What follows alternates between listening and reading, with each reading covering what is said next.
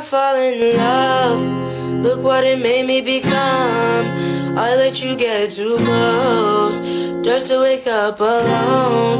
And I know you think you could run, scared to believe I'm the one. I just can't let you go. I let the world.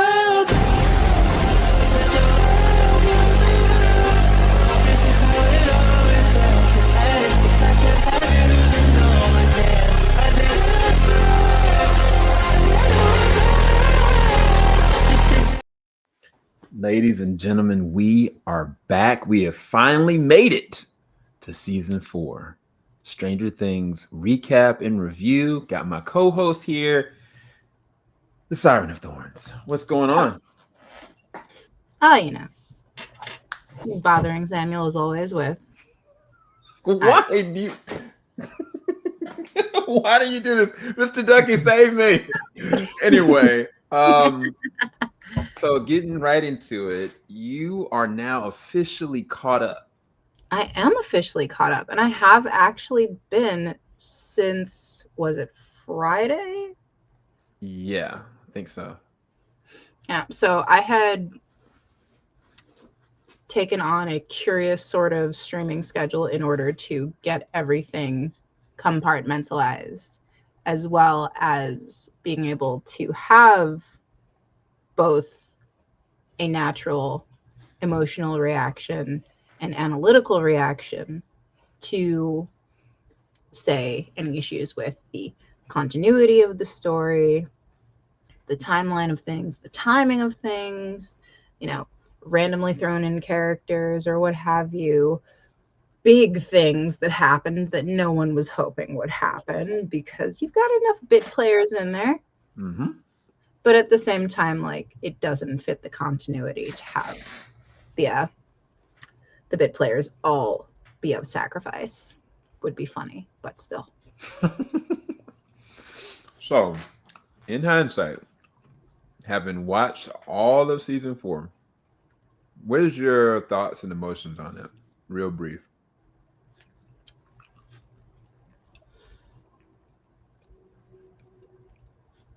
Okay. The only way I can really put it is, imagine you're an itty bitty. It's summer, and the ice cream man comes, and you have no cash.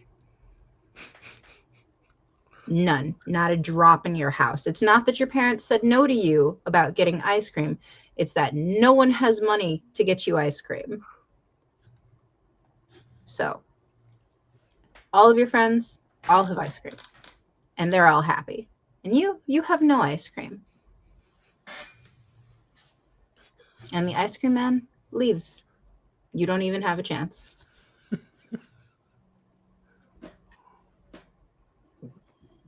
Wow. You got me. What? Me and 11 are like, wait, what? Okay. I caught what you were putting down.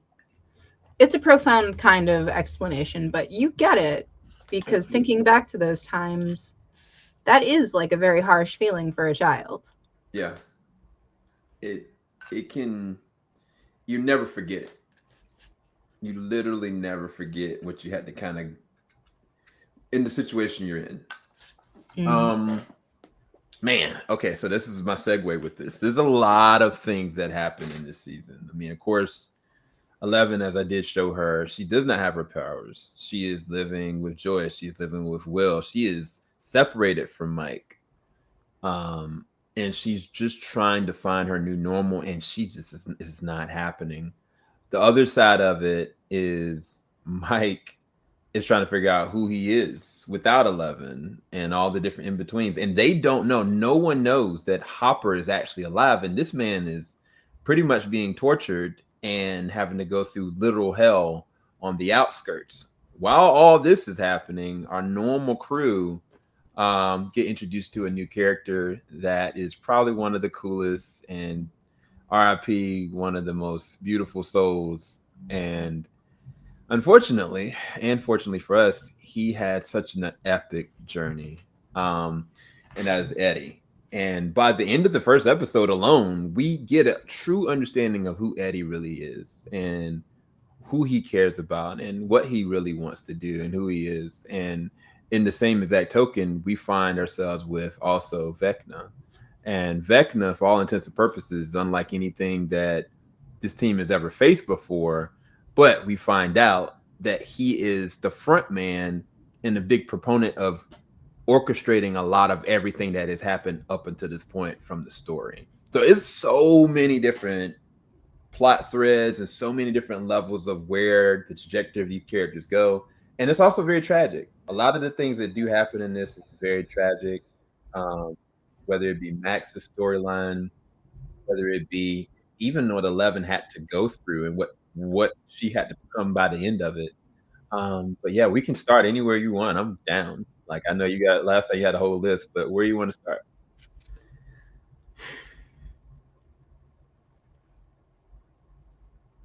Let's start with the list of people I don't like again. Oh, Mr. It doesn't Wheeler. matter. I don't care what his name is. Mr. Wheeler. Does he deserve to be called Mr. Wheeler? I mean, Ted. How about that? Is it Ted? Yeah. I think it's Ted. Yeah, Ted. Ted works. Anyway, Ted has had a few good moments that he stomps out almost immediately just by opening his mouth again a second later. Unnecessary, Ted. You could have just shut up. Like, it goes like this. Good point. Oh, ending on a good note. Yet then the mouth opens again. And it's a terrible point of locking all their children in jail. It was like, did you ever think that maybe you should... King Julian said it best. Shut up a little bit. I had to find the most annoying picture of him. But it completely embodies him, though. This is his character from this photo to a T. It does. One of the most out of touch, irascible characters in the story. Like, and there's a lot of out of touch side pieces in this story. Yeah. He just somehow, with very few words, he's the top tier of it. It's true. This is very true. Now, I don't dislike their mother.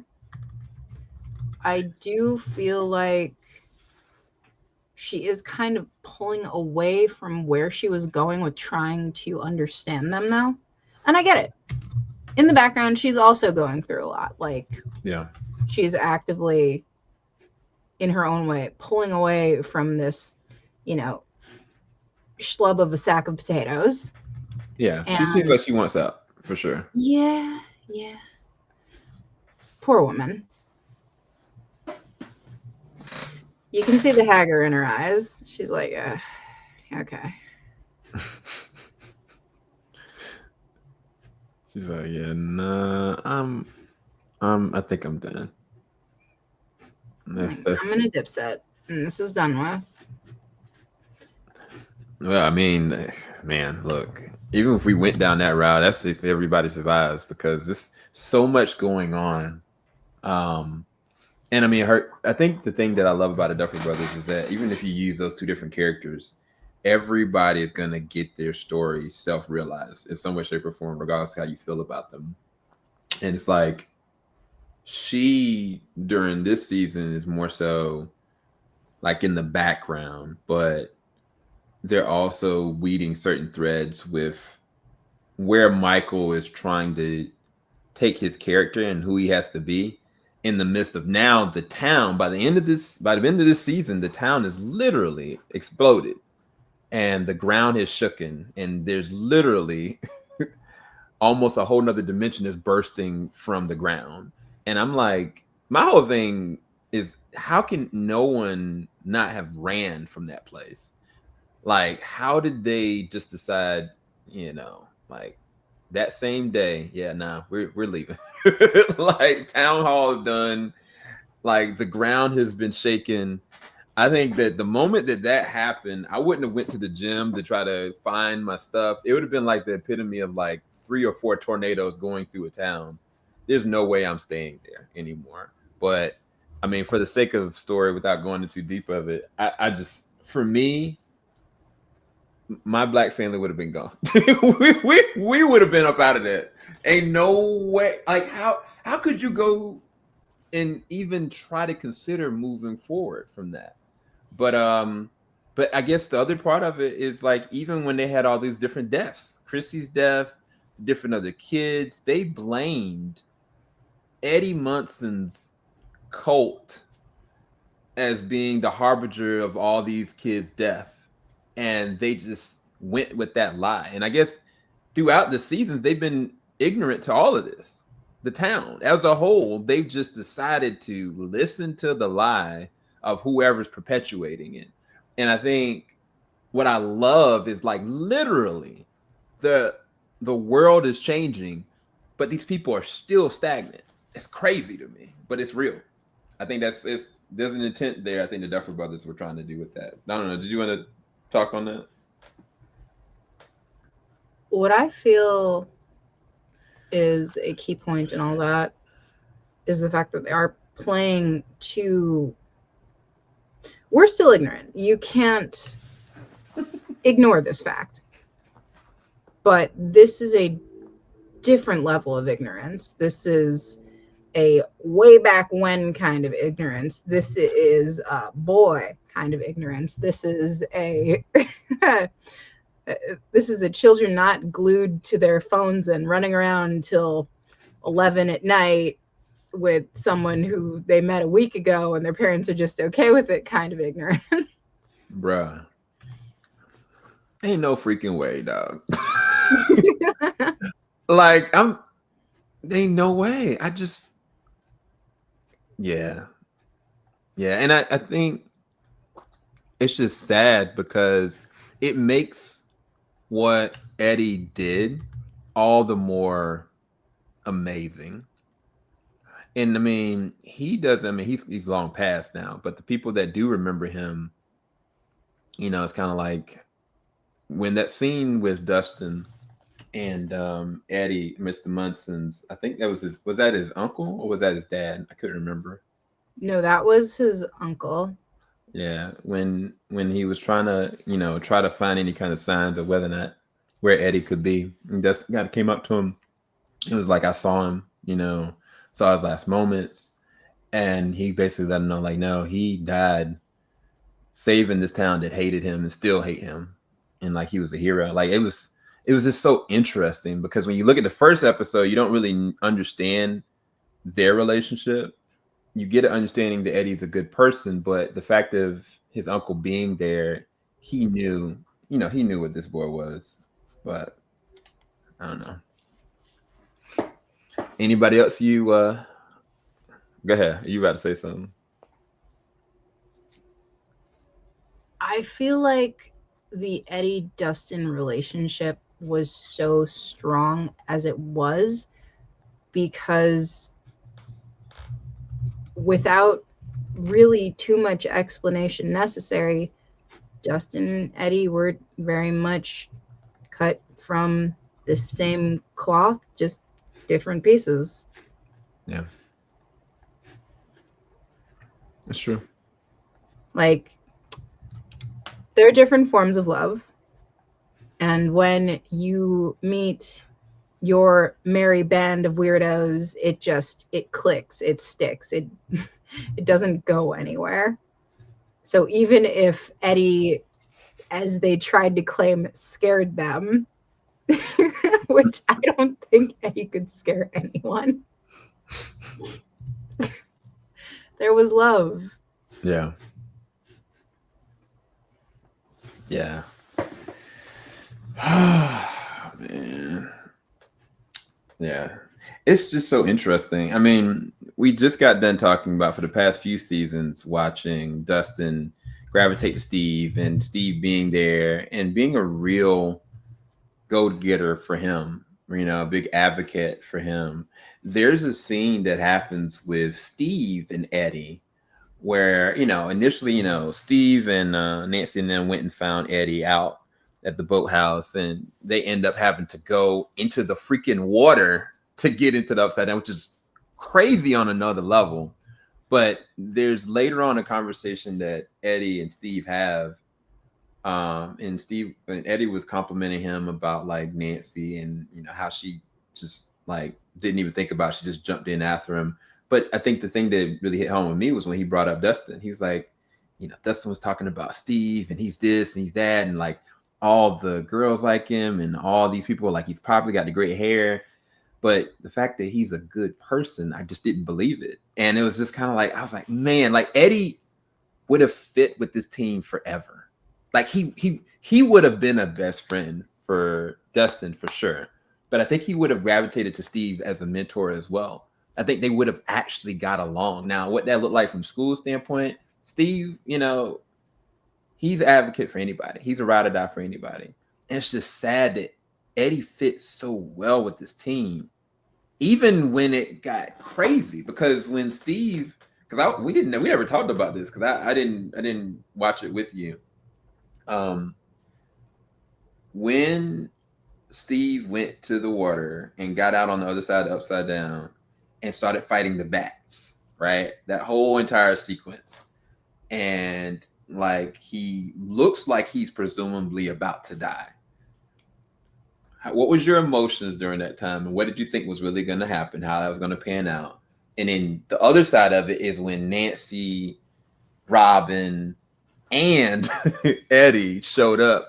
How did you feel? Because it floored me, because I was like, man, I love this team. I love this older group of team working together. But I was like scared, because I was like, freak, does Steve have rabies now? Is he gonna die? Like I just really didn't know. But that was actually my main concern, because we saw Black creeping up Steve's body from these bites.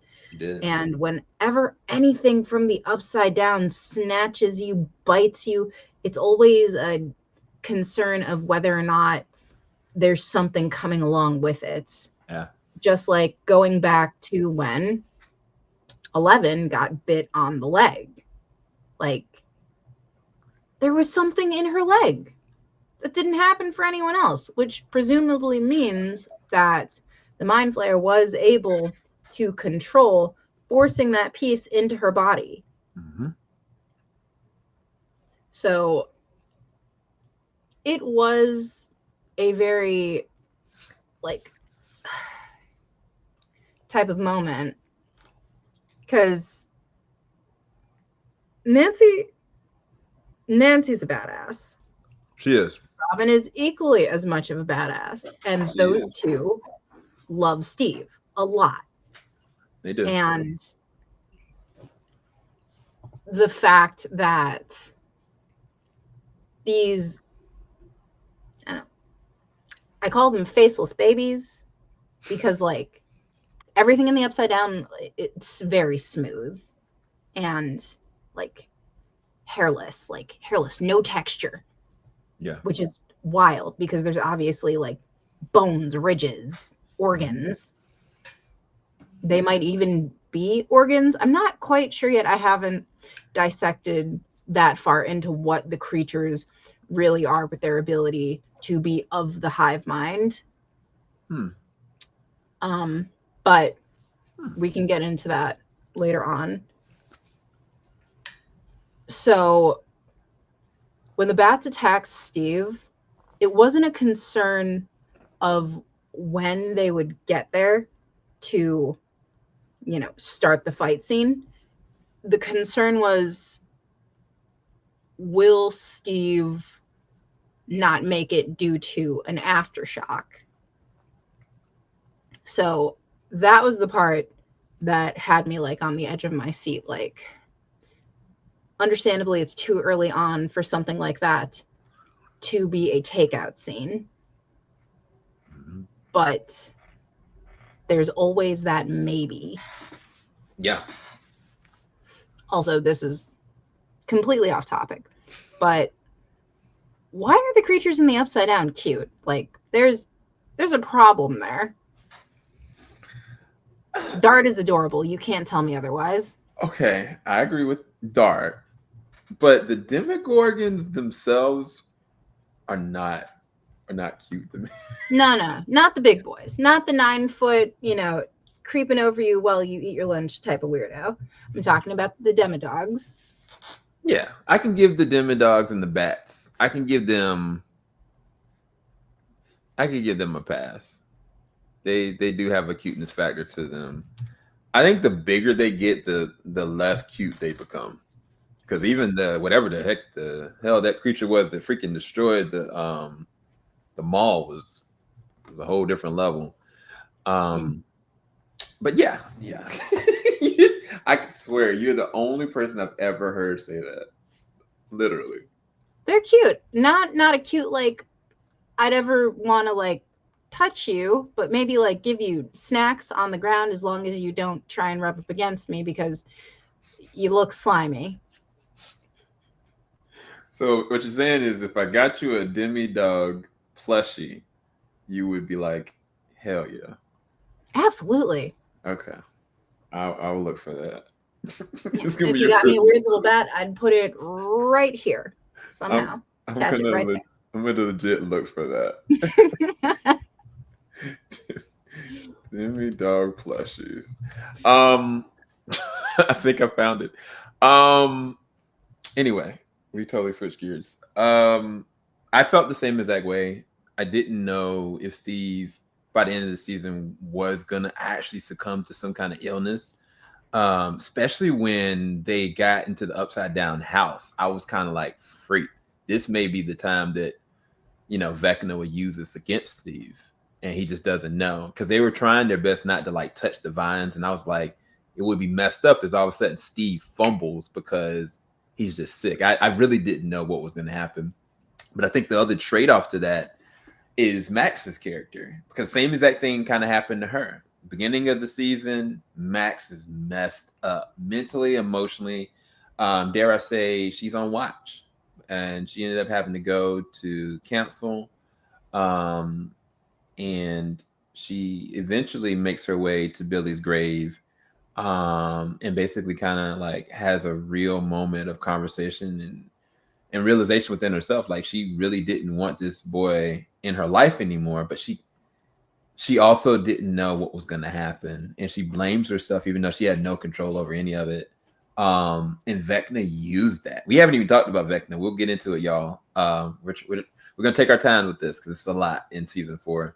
But leading to the moment that Vecna does pick her. Oh my gosh, bro. That whole episode where she is trying to survive and trying to make it. And she has Lucas, she's got Dustin, she's got Steve, and they're all trying to rally behind her. From the beginning of the episode where they're at the school all the way to the very end at the gravesite. Like, I truly did not like that. Still to this day is one of the best episodes of television for me. Sadie Sink is in her bag, but I was like, we got to protect this girl at all costs. Like, she this cannot go down like this. All for the end of the season, something did happen. And I didn't intend to, I did not know. What was your take on Max and her arc and everything that went down with her this season? Max, she's a different type of character. She doesn't go out seeking people or friends or things like that. Like, she very much walks alone on that path of, I don't need people to like me, and it's okay if they don't. And that's how she kind of attracted her group. Like, she was just out there being herself, and through this entire growth period, she has been no one else but herself. But just like everyone else who has fallen into the main cast, the growth is exponential, and the diehard love is there. It is phenomenal. And just like how I said with Yeah. Just like how I said with Elle and Mike, it was kind of like a not a love at first sight type of thing, but like that's my person. Yeah. So it eventually just interlocked for them. Dustin actually said it himself best. Like he he saw the lightning and the thunder going off between them, Yeah. and like whether or not anyone agrees with this statement, I wholeheartedly believe like that's the forever pairing. Mm. That's that's the person he wants to be with forever. Because he cares about her as more than just like Mad Max. She's just Max to him. Like she's important to him. She's important to the whole group, but to Lucas, it's a different level of importance. And when they're doing the note communication back and forth and the tension is in the air because Lucas has finally, gotten out of whatever he thought he was in with Max that made him unable to like communicate with her. It's just like the end of the world is coming, presumably. Movie Friday. And Max is taking so long to write her note. And then it's just this really crude but sweet drawing of them together, sitting at the movie, eating popcorn. And my favorite part of that whole thing is they're smiling.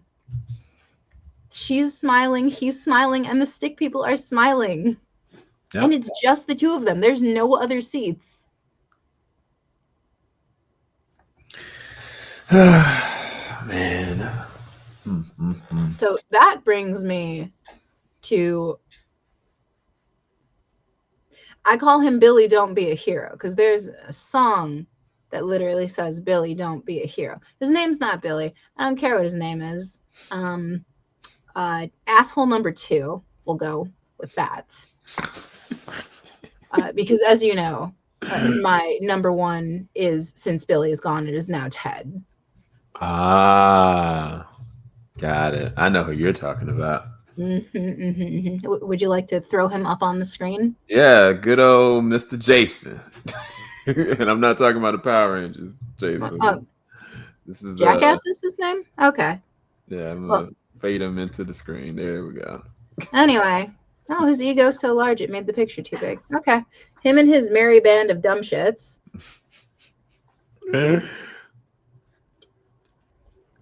If you zoom in on the one to the back of him, like right next to him on the right hand side, like look at him. He's angry that he's not the center of attention. Yep. And then that one to the left of him doesn't know what's going on. And the two just in back, they're like, I guess I'm here for the plot. I don't know what's going on either, but okay. I think the black dude in the back is mad he's there. I don't know how I got put into this, but you know what? I'm gonna mean mug everybody. He's like, nah. Like, this isn't what I signed up for. But there you go. Yes! That was one of my favorite scenes. But then I got angry at the end because Billy Don't Be a Hero is the reason that Max is in the predicament she is in. Like, we were actually talking back and forth about this. And I gleaned on the point that if Max knew how she got into this state that she is currently in, it is because, no, not anti-hero, no, anti-brain cell.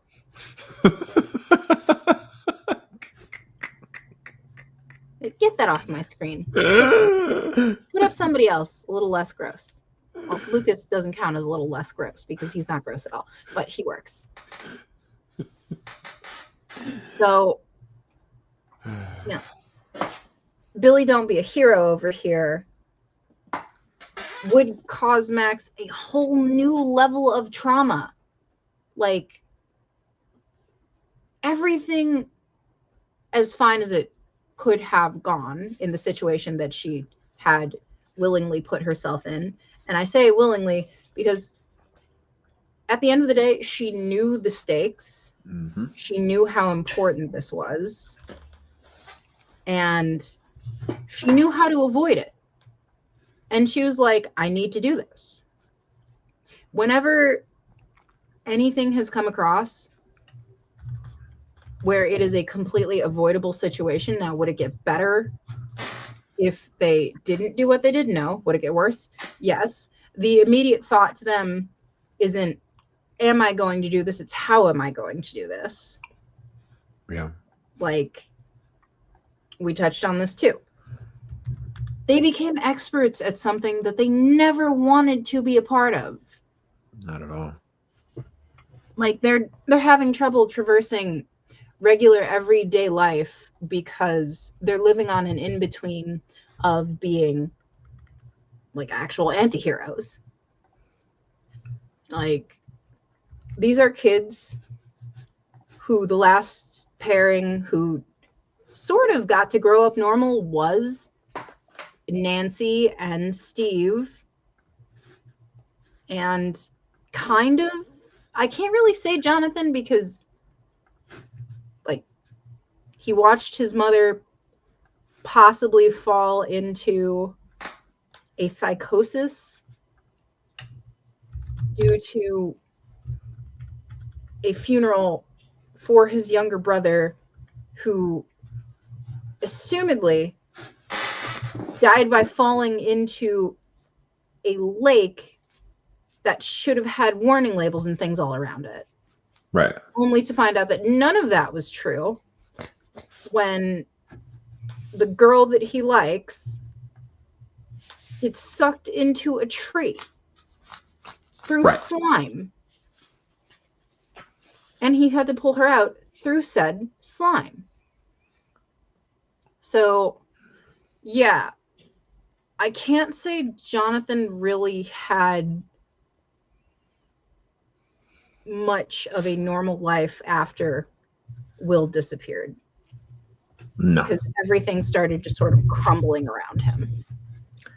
Yeah. And Steve, though, they had the last normal arc. And I think that kind of crumbled away when both of them realized that now they're absolutely in this. There's no turning back.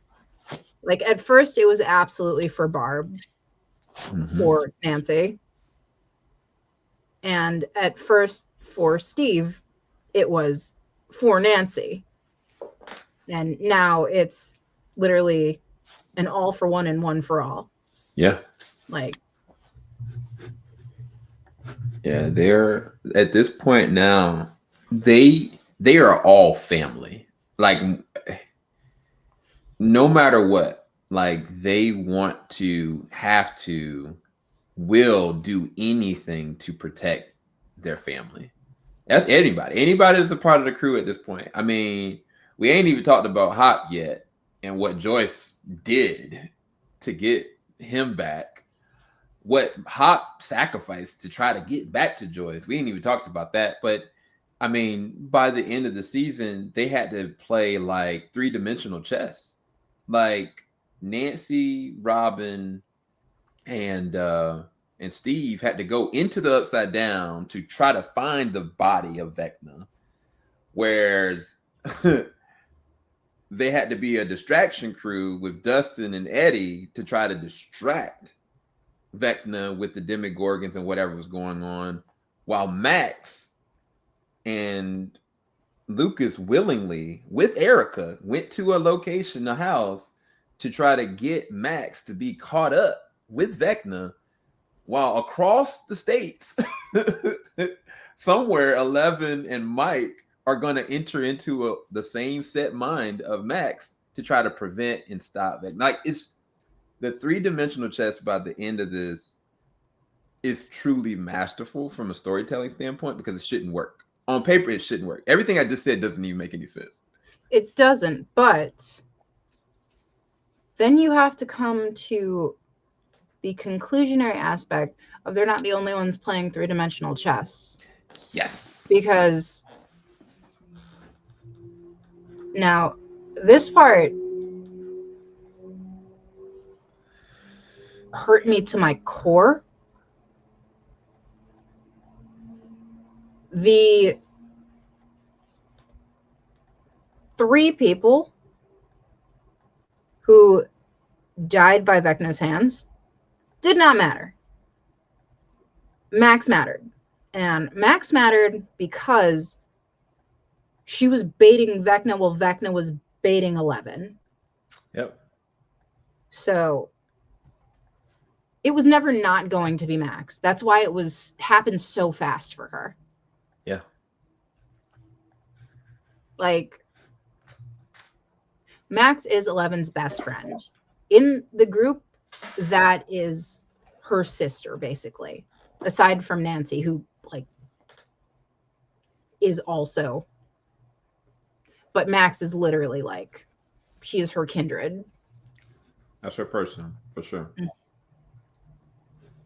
So, the fact that Max was never going to be safe, like when it all finally digests, you've watched the whole final episode, like the whole final season, you realize that no, there was never going to be a 4th person. That is why, looking through that whole log, it didn't matter. Each of these bit players were key points to getting bits of the group involved in this. Chrissy mattered to get Eddie involved. Eddie mattered to get Dustin involved. The little reporter guy, I don't really remember his name. He mattered to get Nancy involved. Okay. Nancy mattered to get Jonathan and Steve involved. When Jonathan and Steve got involved and Nancy was involved, then Dustin was already involved. So now everybody's talking about these things. Then comes Max. And once Max is involved, it's game over. Everybody is immediately on the jump. It's like, we need to save her. Like, we need to immediately murder Vecna. Like, it doesn't matter what we're doing. We need to do this. Oh, yeah, no, they were done. They were like... Yeah, no, he's right. I forgot. Number 3, the Watergate. Having that one involved got Billy Don't Be a Hero involved, which propelled the story forward for him being the cause of Max's current state. Now, Billy Don't Be a Hero would have been less involved if he hadn't seen this devil worshipping, scary nonsense. And can I just say, if you really listen to how he reacts about Chrissy, it's not about Chrissy. It's about the fact that the girl that he is dating and presumably loves, as he claims to, is being painted as a drug addict, which hurts his image. His ego. So it never was about Chrissy. No. Because if she had been fine and was found with drugs in her system, like just wandering the road, drugs in her system, and, you know, having been the one to have purchased them, he would have dropped her like the hottest sack of bricks and would have been like, you know, I always knew she was trash. You know what? I think what he would have done is he would have told her, keep your mouth shut about this. And he would win immediately, said Eddie tried to force himself on her or something stupid like that. He would have drew the attention because people like that, truth be told, they don't want to tarnish their own image. And it'd be easier for him to put it on Eddie, that Eddie drugged her and got her there, and she would never have been like that.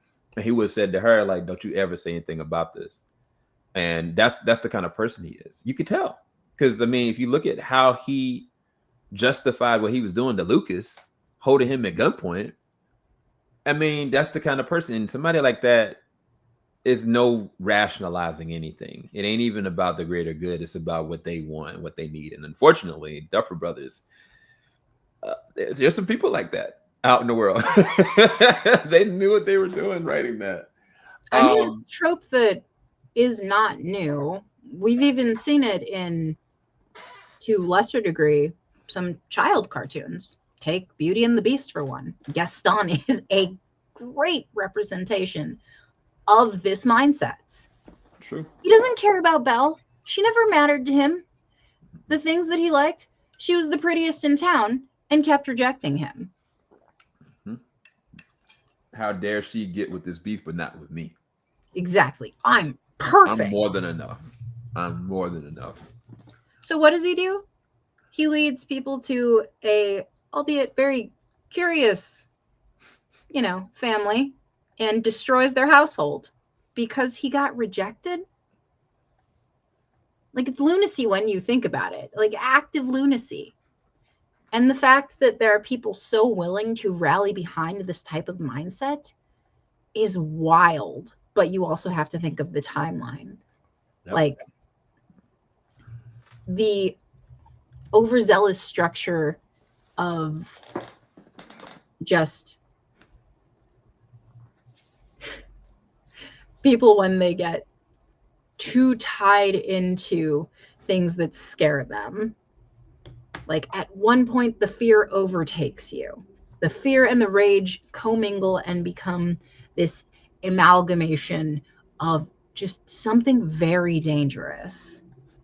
Like, when he got the one person to rally, that's all it took. And you're listening to a high schooler, by the way, when you wouldn't listen to a bunch of other high schoolers, well, actually, they were younger than that, about, hey, maybe the creepy science lab that's supposed to not be active even, they're doing not great stuff. And we have proof. No.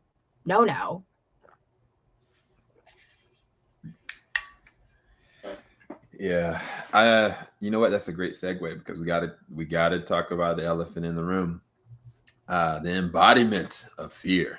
Vecna. Henry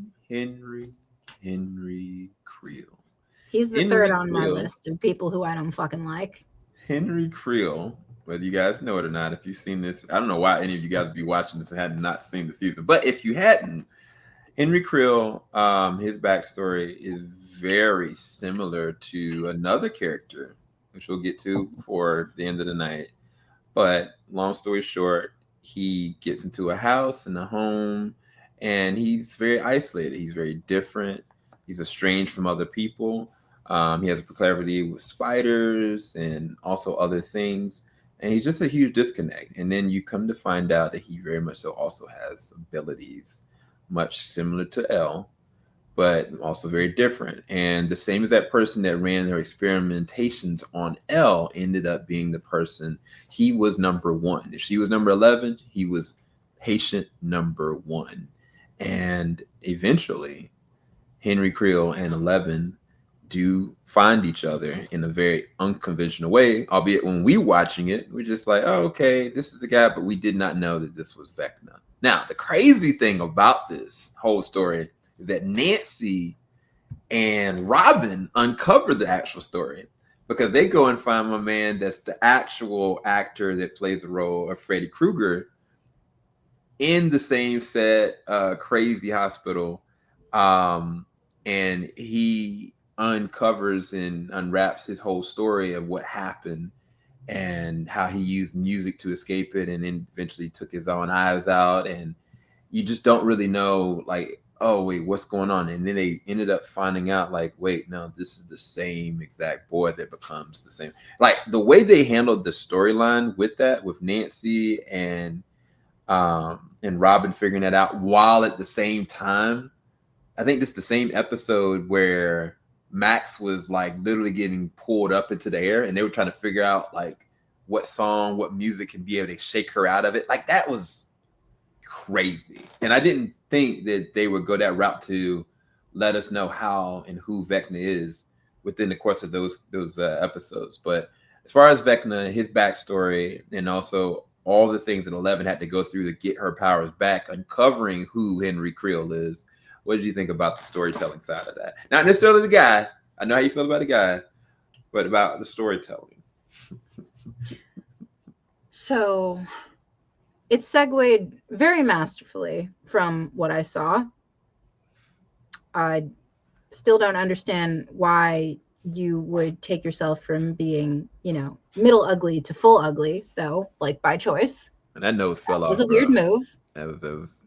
I don't know if he had a choice with that one. that was a real weird move.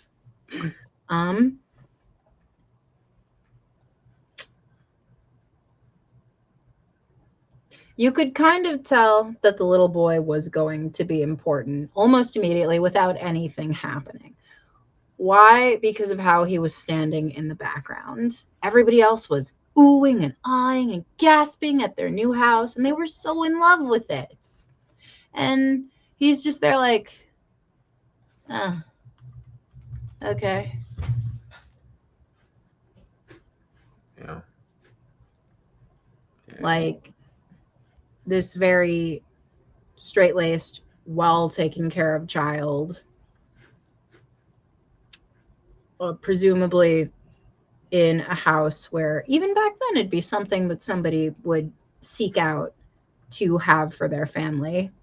Like lots of rooms, lots of space for the kids to grow, a park right in front, lots of nature, open air.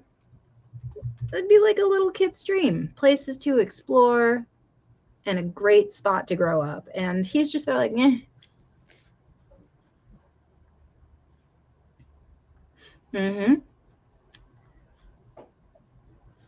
Now, usually when someone's standing to the back and not experiencing any type of emotion in a horror, it's based around the fact that they are going to be a very big part of... See, look, there he is. Doing the same... Yeah.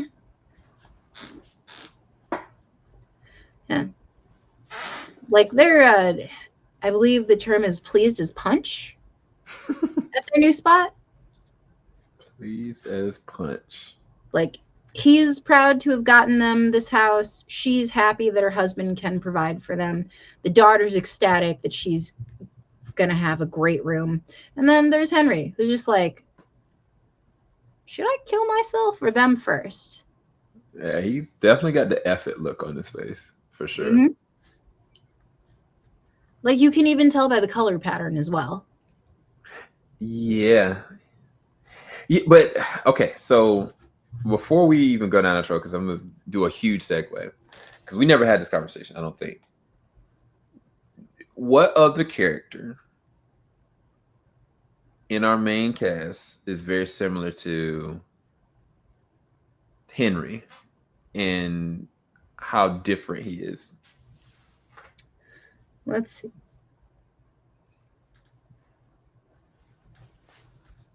Me personally, I'm going to say Will. Yep. And I'm going to say Will because Will is a lot of things you wouldn't expect. He's a sharp shot, which is wild because how are you so little with a dad who's absolutely not in the picture and has not come to see you, and your brother who does not know how to shoot a gun at all. Like, he doesn't even really seem to know how to hold one, but that's totally fine. That's not a problem.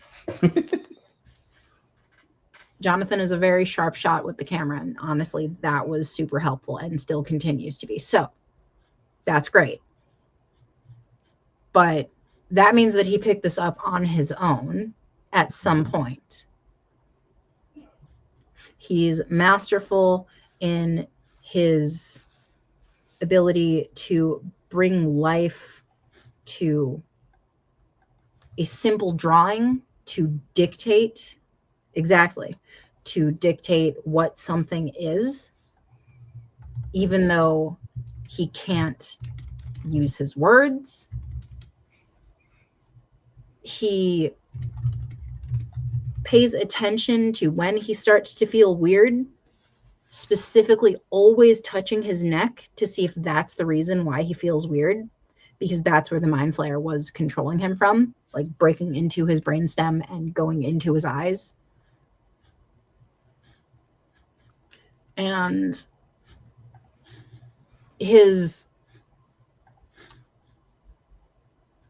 I want to say his tenacity for being able to move kind of seamlessly through sort of any situation he's put in. Yeah. Like, it really does work with him. He's mixed class, basically. So didn't we talk about him being the mage, right? Yeah, we did. So we talked about him being the mage, but he's also kind of, would we consider him tank or paladin? Right now he's a paladin. He's never been put in a situation to be a tank. Well, yeah. Well, I don't know. See what I mean? I don't really know because, well, if I go off the very first season, he was a mage. Like even when they played D&D, he was a mage, and we're talking about Will, everybody. He very much so was controlling the narrative, how it should be, and I think, matter of fact, I feel like he was going to be the make or break of that game in the very first episode, because when they rolled the dice, they didn't know what they actually rolled.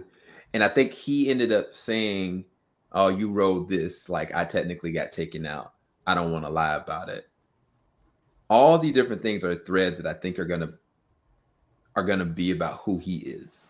And they already are, technically, even in this season, because I don't think truly this season that Mike would have had the foresight to encourage 11 the way that he did by the end of this season, or even have the bravery, because hell, man, I forgot all about that. They went through a whole gosh darn shootout. Like, these kids almost died in the shootout. If it hadn't been for this one brave soul or two brave agents to get them out, they were about to get capped. That's crazy. Yeah. That was actually insane, because Mike was not prepared for it. None of them were. Jonathan didn't know what the hell to do, and that happened. But Will, all through it, even though he was dealing with his own emotions about Mike, encouraged them through the whole thing.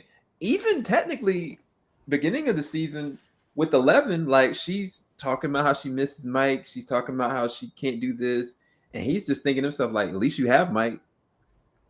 Like, he is a very strong character, and he lets a lot of stuff just slide because he's very disciplined.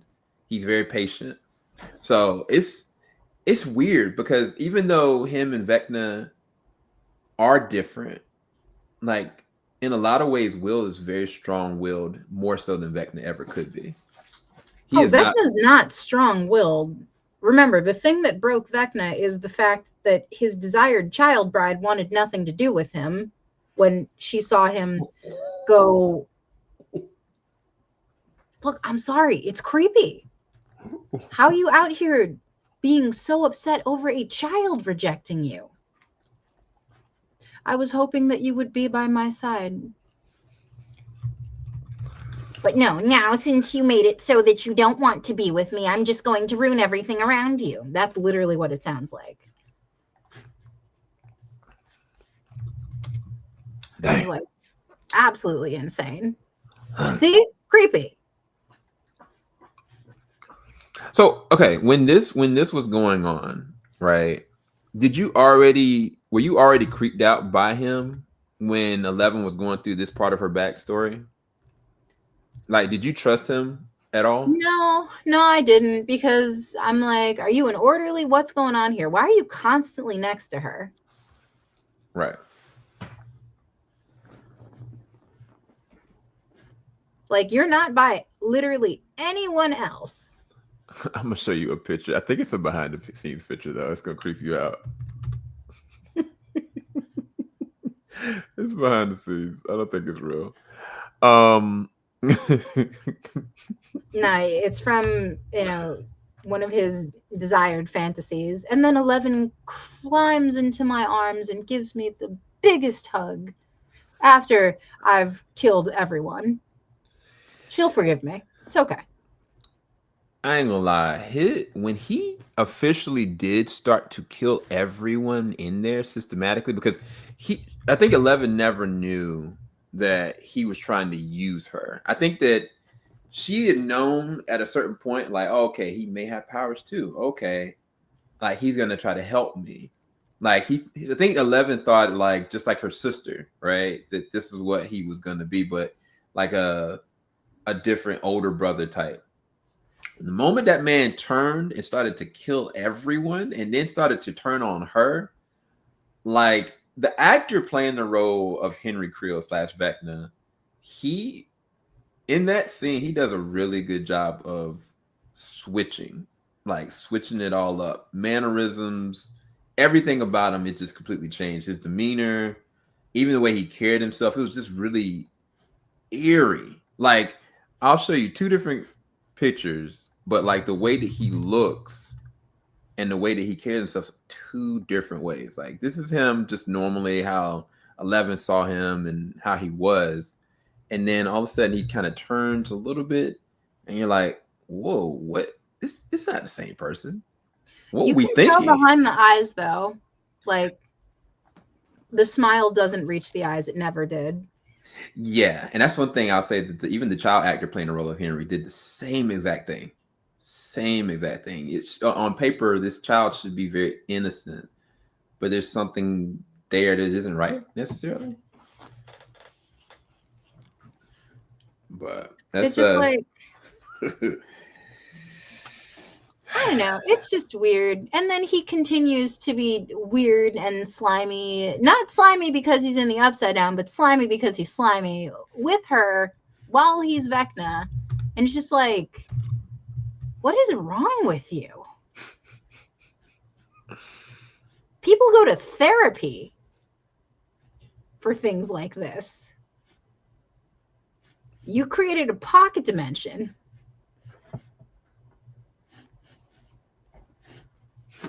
Because you've been rejected. You're weird. You're very weird. And you look like you might be sticky too. And none of that's acceptable. You look like you sticky. Oh man. You can't tell me I'm wrong. No, If you're he was not. next to you, would you be okay? No, look.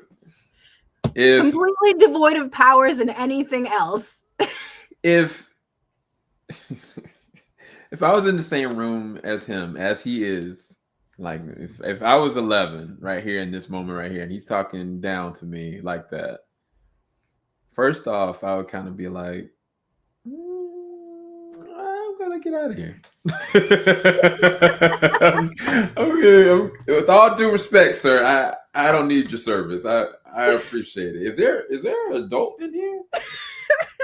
Is there? But no. Getting back on it. No, we got to finish the thought. If a very sticky individual was next to you without powers or anything, just kind of being as he is, I would be uncomfortable. I would be uncomfortable for sure. It's just, I think it would be different if I was 11's age versus me as a grown adult. As a grown adult, children still know, like at some point, like this doesn't feel nice. No, I think what I'm saying is that if I had my same intuition, if I was an 8-year-old, had that intuition, I would be a little bit more concerned because just the fact that this person's orderly, I'm in this situation, I don't know what's going on. But even if it wasn't the same as that situation, I was just at a grocery store and I saw somebody like that coming up close to me, I probably would go and do something like, yeah, I need my dad's coming around the corner. Like, he's right there. But if I was an adult, I would kind of be looking at what is he doing? Like, I'd be kind of like eyeing him, kind of see what is he about to do? Because if as an adult, you don't want to push them to do something. You want to kind of get a gauge of like, okay, where are they about to do? Let me clock this. You write this down. This is the time. This is where they're at, kind of thing. But that's how my mind works anyway. And then, like, the creepy attempted like face touching of 11 while she's in Max. It's like, she's like, ooh, yeah, through and through, you are weird. That was all about control. I think that, I mean this truly. I think that Vecna believes that he's in control of everything. Anyone and everybody is what looks like those spiders that he was messing with as a kid. They are my playthings. They are whatever I choose to do with them is my will to do so. Because even if you think about the fact of like every single one of those young teens that died in the way that they did, like that was all strategy. Like they didn't have to die in that way. He could have done it a completely different way. I feel like he could actually have done it without actually killing them, but he chose to do it systematically in the way he did because this is all about him putting into a form of fear, subjugation, and control ultimately. And he believes that he's had that right. Board. Yeah, he did. So he needed it to fall into the placement that he needed it to. And these kids forever being in a fight or flight, whether or not they notice it, this allows them to be more easily manipulated. It's true. It's absolutely true. They don't notice it, but one of the things that they're most terrified of is losing Will to the Upside Down again. And then losing Hopper. Yep. Like, the fears are stacked so high inside of them and so readily at the back of their minds.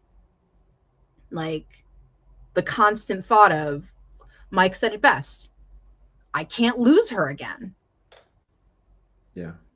The thought of losing 11, the thought of losing Hopper, the thought of losing Sam, the thought of losing Joyce, the thought of they're not prepared for any of it and have made it a point to not even make it a possibility. So much so that they've put themselves in a position to be easily caught.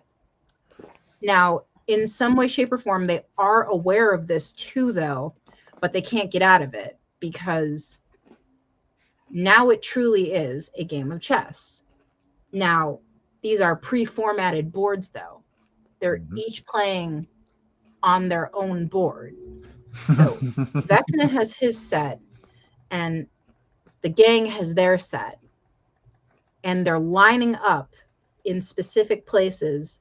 Pieces that Vecna has put forward already are drawing out pieces that they might not have possibly been prepared to utilize yet. Now, as they get closer to the checkmate, or what they feel is the checkmate, doing these things like trying to draw out Vecna, they're also at the same time, they're very, very burnt. They're very tired. It's been such an arduous process, and now they're being prosecuted as some devil worshipping psychopaths. It's D&D, but again, it's the timeline. It doesn't take much to scare somebody back then, but also it doesn't take a lot to scare somebody with things that they don't know about either. Like, if you talk to somebody about things like enchantresses and wizards and all that, they're going to be like, you worship Satan? What is going on here? Do I need my Bible? It's interesting that you said the board, because it went back to this original wallpaper of the season where you got like Joyce, the smuggler, and Hopper, who's still alive. Then you got, of course, the original crew. You got 11 on her excursion, and then of course you got the rest. But it is very much so like this. It's actually really interesting that you brought it up that way. And then this is definitely the D&D side of it, up and down. It's just, you know, Henry Krill technically at the top, and at the bottom, upside down, you would say it was Vecna. So yeah, that was perfectly way to describe that. I did want to bring up Hopper because I know that that was something that you were really upset about, concerned about initially. Because he did go out in a blaze of glory. And there was a moment at the end of the season where you saw like this random Demigorgon in a different like country. I think it was in Russia. And it kind of gave you a little bit of hope, maybe that Hop may be still alive. But then when you watch and see how and what Hop had to do to survive, I give props to David Harbour because he lost a lot of weight. He had to do a lot of physicality in this season and do things that honestly he had to be away from his daughter. He was literally working on just hope. That's it. Because at any given moment he could die in there. He couldn't trust people. He didn't know if Joyce was still alive. And then by the time Joyce did get there, he was trying to protect her. So he didn't even have time to actually see how his daughter was doing this entire time. But he had faith that whatever he was doing, I think there was a statement he said, I can't do much, but while I'm here, I'm going to give them as much time as I can. And I love that. I love his character. But I was going to ask your perspective on Hopper this season. The way that he put it was that he's going to do whatever he can, even if it's the last thing he does. 11 already believes that he's dead. Yeah. So what I'm thinking is his thought process is, if I do die while doing this, she'll already be into a place of getting ready to heal, which I feel like is the main point of why they went back, as opposed to trying to rush back to America somehow to fight alongside their kids. Yeah. And Hopper, he is a great dad for Elle for so many reasons. And one that I don't believe I ever touched on is the fact that he understands her desire to be a fighter. Like he understands her. In last season,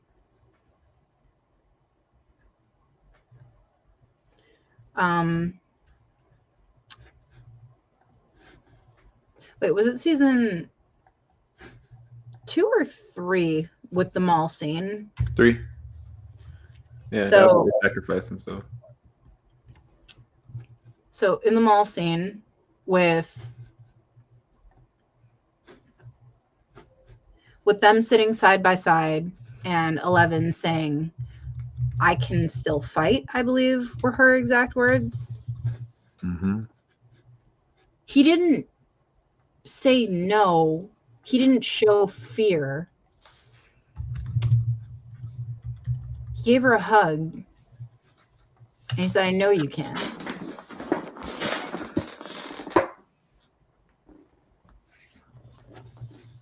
Mm-hmm.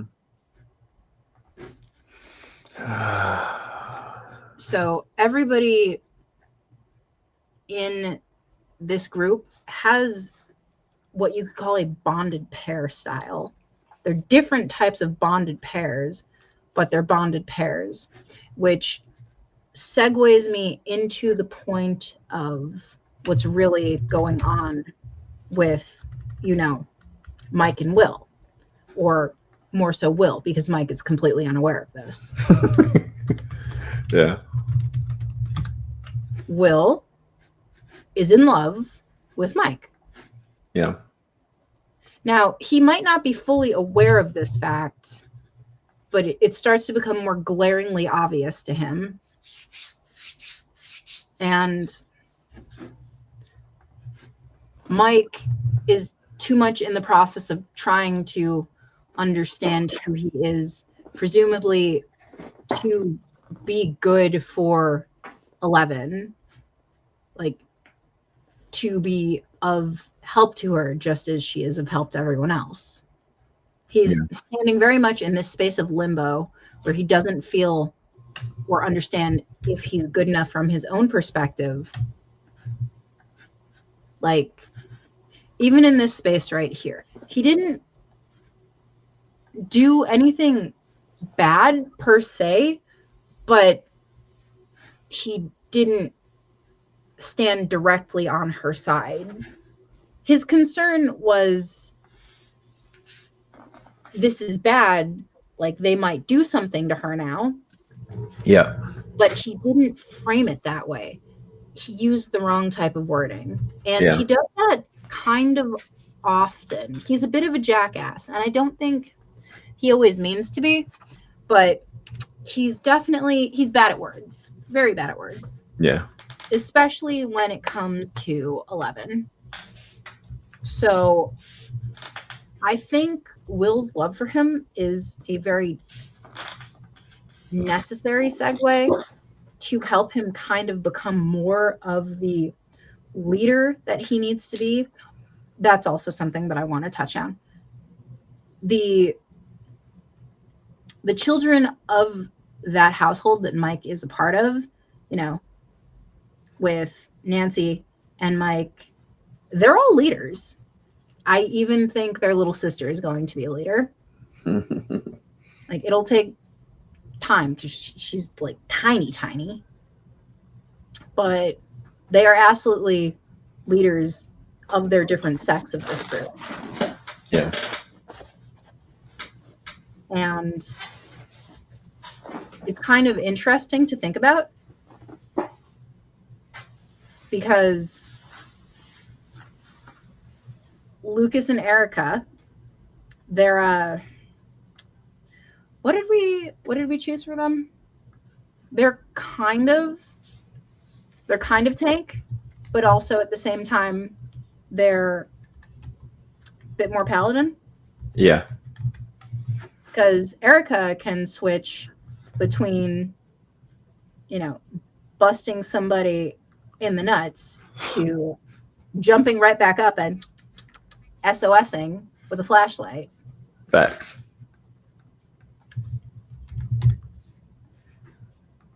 She is the one. She is gonna be, if she survives this whole series, she's gonna be that one that's working for the government, the CIA later on. She is the keeper of secrets. She is the infiltrator, and she has got all the personality. And she's the youngest out of everybody. So if she makes it, she will be she will be of high importance of the national security of the United States at some point. Yeah, and that's what I'm kind of loving about all of these pairings. Everybody's ending up with a sibling, basically. Yeah. And the familial bond is obviously there. But like it's like unbelievably tight knit. Yeah. Like Erica just point blank, she's like, "You're my brother and I love you. What else is there to say?" Right. And then there's, you know, Dustin and Eddie. Like, there's brotherly love there too. Same with Steve and Dustin. And I think once they get past their animosity towards each other, if Nancy ever decides that either one of them is really who she wants, because at the end of this, she might just want to be alone, which ain't the end of the world. They've got like a butt-headed brother situation going on too. It do. I just wish Eddie would have. If Eddie would have stayed alive, man. I feel like the team could have done anything. To be honest with you, like Eddie completes that crew. He really did. He really truly did. is almost like it was almost like a like how I think about Max fitting in with the crew, even in later on in the game. Like it's like, oh, she's always been there, kind of thing. Um, man, yeah, it's getting me emotional. There's so much that freaking happened. I did want to touch on what you were talking about with Mike. Man, we've been going hour and 14 already. I told you we'd have more than enough. We in season 2, when Will was trying to tell Mike something, trying to express to him how he was feeling. Mike sat there. He was there. He was right there, right? Like a friend should be, like a real friend should be. But he didn't use his words well. He couldn't break down the walls that Will needed him to. And he also didn't have the capacity of comprehension. His heart was there, but his ability to be articulated was not. And he's always been like that. And that messed him up, honestly, in the 3rd season, right? This season, the difference is he couldn't be there for Elle. Like, he had to trust that she had it by the end of it. But the thing that was so interesting to me, which is why his team is so amazing, is that Will had to encourage him to tell 11 how he really felt. Like, she needs you to break through. Like, some kind of way you need to let her know she can do this. She needs to hear it from you. And I was kind of just like, I don't know. It's just so interesting because something similar like that happened with Eddie to Steve, letting Steve know, like, look, hey, I know she with Jonathan, but she died for you, dude. like there's something going on there. I don't know. It's just there.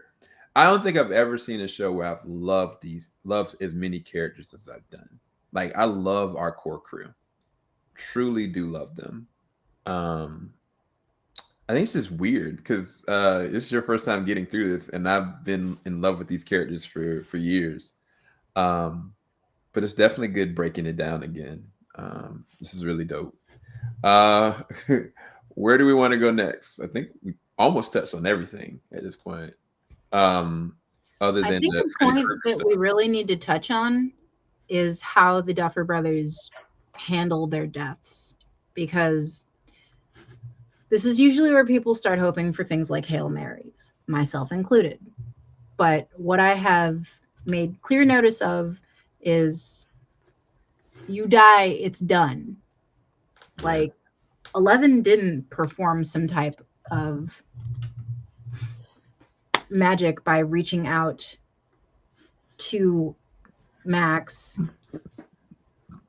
What she did was she connected with her brain, her thoughts, everything that was still there, because brain death doesn't happen till about, I believe, 1 minute and 30 seconds to 2 minutes later. 2 minutes, I think, something like that. Yeah. So she saved her literally with possibly 30 seconds to spare. Yeah. Now, just because you save somebody from that situation does not mean that that person is ever coming back. Right. So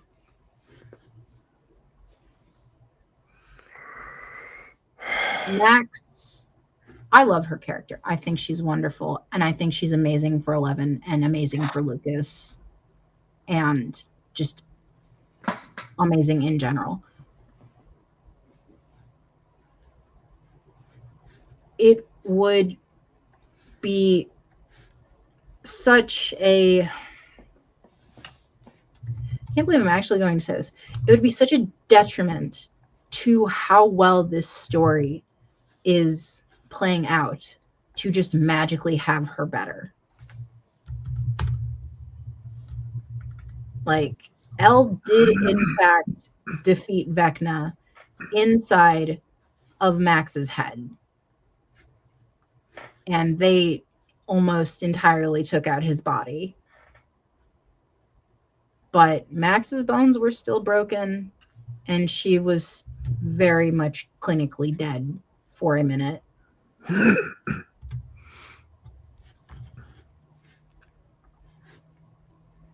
Like, that is a lifeless body that Lucas is holding right there. Yeah, I'm not even gonna lie to you. I mean the episode this episode when Caleb is acting his butt off and when Sadie is saying I'm not ready yet and he's letting her know like no, it's gonna be okay, you're gonna be okay, and when he calls out for his sister Erica and he was like, Erica, go get some help, and then Erica runs off and he's still like, Erica, help. And I think this is when Max is like passing. Like, dog, it broke me. I ain't even gonna lie to you. Like they were in their bag. And it was crazy because this episode where Max almost died, by the time she made it out, one of the reasons why I almost always cry watching this is because the thing that saved her, yes, of course, it's the song, but it's the connection with Lucas and this crew that brought her back. And when she fell and they caught her, it was just like, man, this is such a beautiful moment. So the contrast of it was seeing the last part was like all that she just went through, and still like it didn't matter. Like it really did take me out. I ain't even gonna lie. But I don't know. Did you have any teary-eyed moments in this season? Yes. And that was when Max was talking about hiding in the light. I knew immediately what memory she was talking about. The moment she fell in love with Lucas. Yeah. Like, that was perfect. Yeah. That was the memory that saved her. Like, that saved her in the first round, too. Yeah. Yeah. During Snowball. Yes, during. Yeah, dude. This is so good. This is too good, actually. Max's desire to pull away too wasn't her being selfish, it was her being selfless. Yeah. So her character is fully developed. So again, I will say it will suck if she never comes back, but it will have been a warrior's death. Yeah, I really truly don't know. And I mean, this is a huge segue, but you guys, this is it. This 5th season, there are no more episodes to come. So whatever happens after this is it for these characters as we know them. So, is there anything else we need to go through, or are we going to go into conclusions and ratings? Let's see.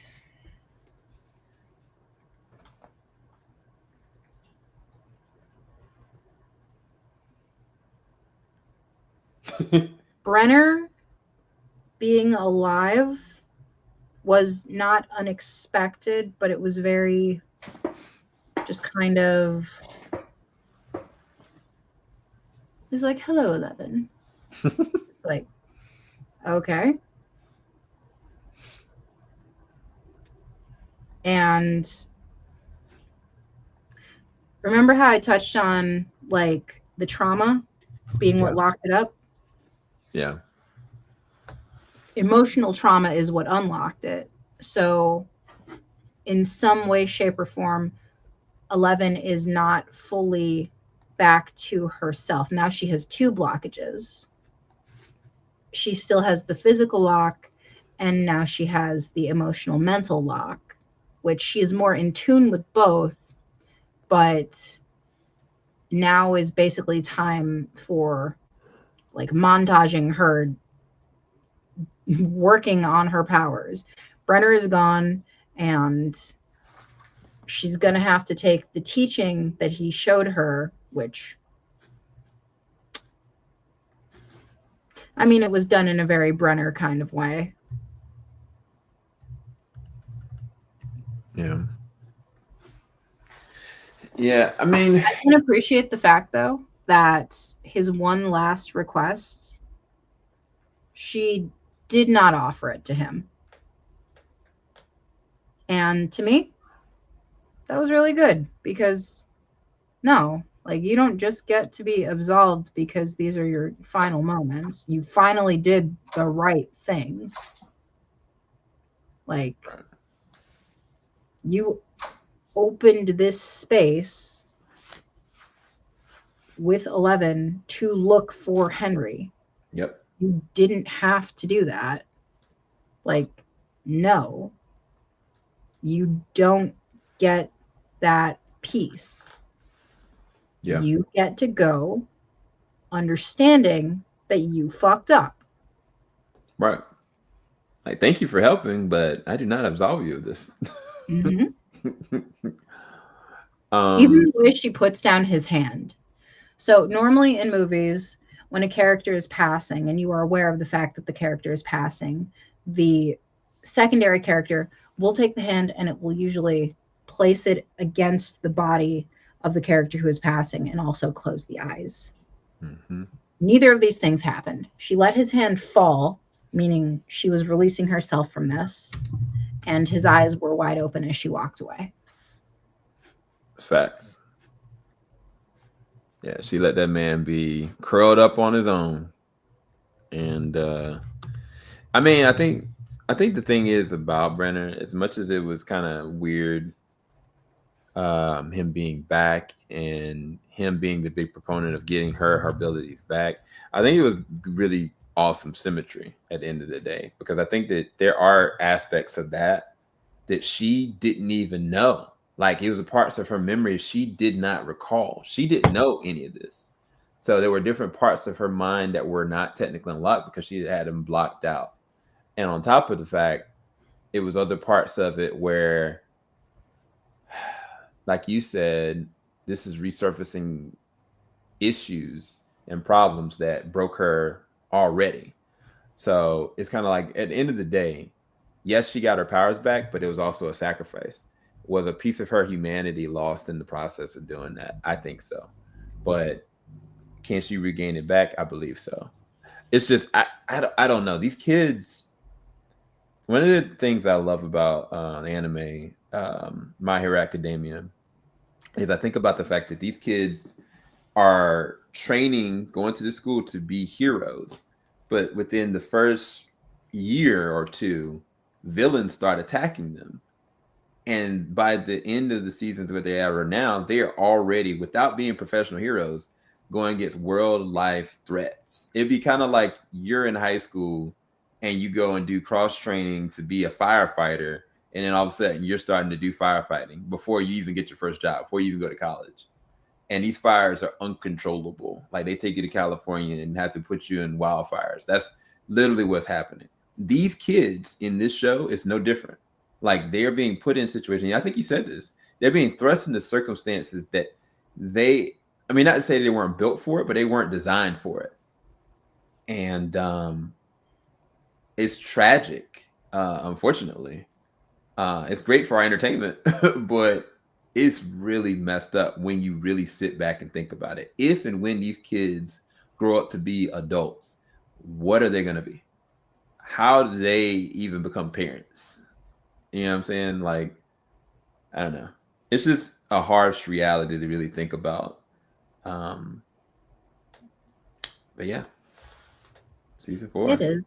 The heel space is going to be really weird, especially if by some curiosity sans Robin, because Robin obviously isn't going to be falling in love with Nancy. Like, no, we see how Robin gets goo-goo-eyed if she thinks she likes somebody. She's never even made a second glance at Nancy. nah, she's like, yeah, that's for Steve. I'm good. That's my homie. I'm just the wingman. That's his fight to go ahead. But it's interesting you bring up that, though, because it's not like she's never disrespected Jonathan ever. Like, she's she's the homie. But we can't talk about it. But yeah, season 5 is going to be interesting. Yeah, well, but going back to what I was saying, sans Robin, if anyone in the group, even Erica, goes outside of the group as far as like deep diving into relationships, because who knows, Erica could get her own, little boo thing or something.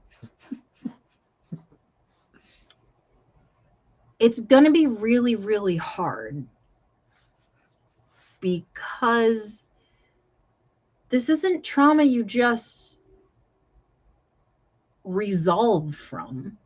This is with you forever and ever and ever and ever. And it goes one of two ways. Who you care about gets involved in the group, like Bob, and meshes beautifully and becomes a part of the group, or they do their best and end up dead. Dang. These situations don't end with a space of that's my forever and everything's all good. They are bonded by blood, broken dreams, and bodies.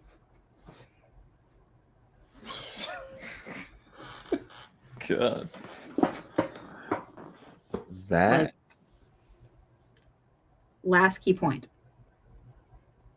Hopper saw Joyce die a little inside when Bob was eaten by the demidog. Yeah. It is going to forever play an even bigger key part in how much he wants to protect her and how he refuses to go anywhere, not just for Elle, but for Joyce. He cannot go anywhere. He will not put that on her.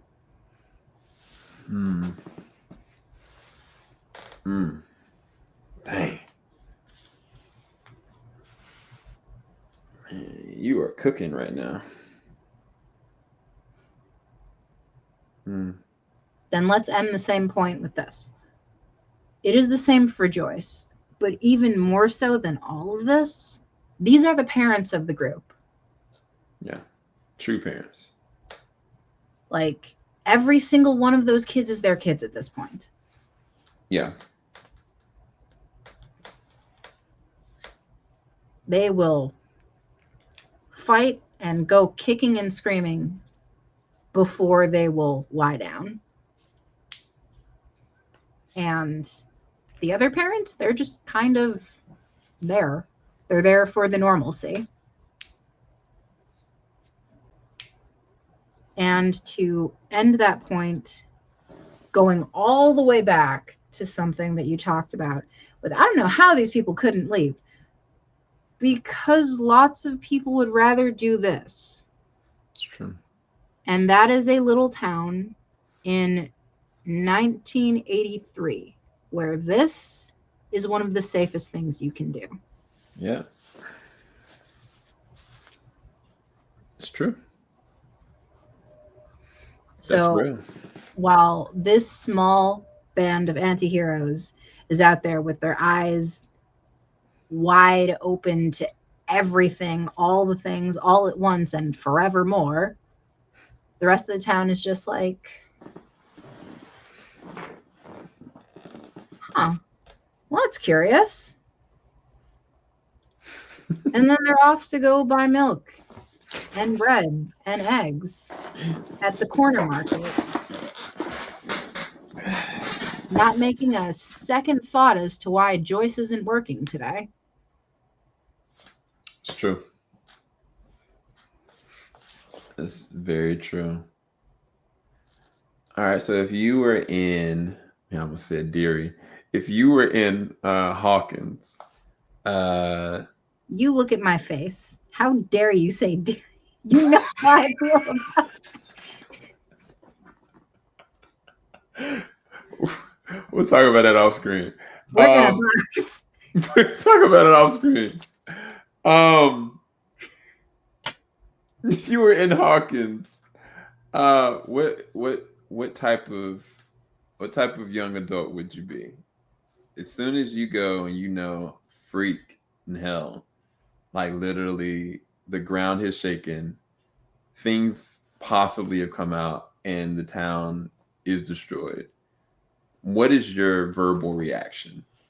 Not your actionable. I know what your actionable is. What is your verbal? Are you communicating with somebody and say, "Hey, you know that this is this, right?" Or are you kind of like, "Yeah, I think I'm out. I'll talk to y'all later." What is your reaction? That depends. Is my family with me or is it just me? Family's with you. No. So then I would absolutely be out because my family is not fighters and there's too many of them to protect. So it's time to leave immediately, expeditiously, and forever. Okay. So if you're by yourself, Fight. wait, elaborate what you mean by that. Which is intuition. The same thing I've been saying. You can just kind of tell something doesn't smell right, and you've got two reactions. You can fight or you can flee. And I'm not about the whole fleeing thing. Like, do I have a house here? Did I actually have like a life that I could sustain here? Like, I get to work a really simple clock in, clock out type job, and I can put food on my table and support the roof over my. I'm not going anywhere. Like, no. Okay. For the sake of time, we're not going to get into this conversation because I have so many different questions. Anyway, that is interesting. All right, what are your final thoughts on season 4, and what do you rate it? Let's see. Last one was a B- if I'm remembering. This one is, I don't know if this is numerically accurate in the grading standpoint, but I don't care. We're going to rate it a B++. Wait, no, you gave freak. I think 3 you may have gave it an A-. 3 you gave it A-. Did I? You gave 2 a B+, and you gave 3 a A- for sure. Okay, well now we're going in Siren's grading space. So this one's going to be an A+. Grading scale be damned. Yeah, this is an A+ for me. I think it was executed wonderfully. I understand a lot of people had issues with like things they believed were with the continuity and the pacing, but the fact of the matter is that like the people who write the stories are different than the people who like set the actual time frames and things. You're going to go to a lot of interviews when a lot of NDAs are done with where the actual people who wrote the story are like, yeah, no, that was actually supposed to be like 7 more episodes. So give some grace to the people who are bringing these stories to life because they're doing a damn good job with this one. My final thoughts on this are I cannot wait for season 5, which should not be too long for us, right? It's coming out November 26th, I believe, at 7 p.m. CST. Mm-hmm. So get your popcorn ready and sit your butts down. It's going to be a wild ride. That is an absolute bar. And in fact, you guys, less than 3 days away. Insanity. Hope you guys have been enjoying these recaps and reviews. We are planning to do like spoiler recaps and reviews on each volume. So we're going to do volume 1 of season 5. We're going to do volume 2, season 5. And we will absolutely do a spoiler discussion on the finale as well. I will be adding 2 other members of JVS Media Productions to that spoiler discussion, which is going to be even more cooler. So aggressive expansion is coming. So I cannot wait to break this down. But yeah, so I think that concludes everything. Where can everybody find your content? Yes. Hello again. My name's Siren. Nice to meet you. If you like horror stories, I have got something fun for you. I am a live streaming narrator on TikTok, but I do also have a YouTube. You just have to look for The Siren of Thorns, just like right there. I will also be popping up on audiobooks and things. You can pretty much find me anywhere, just as long as you look for my name. Bam, there I am. Yes. The last thing I must do is introduce you all to Ivan again. Why do you do this to me? Why? Why do you do this to me? You know what? You know what? No. Oh my God, he's so cute. We are gonna go, ladies and gentlemen. Y'all have a great night, great evening, great day whenever you see this. Peace, people. Filing out the top of I can see the skyline, 50 mile radius on my timeline. Ain't nothing on my mind.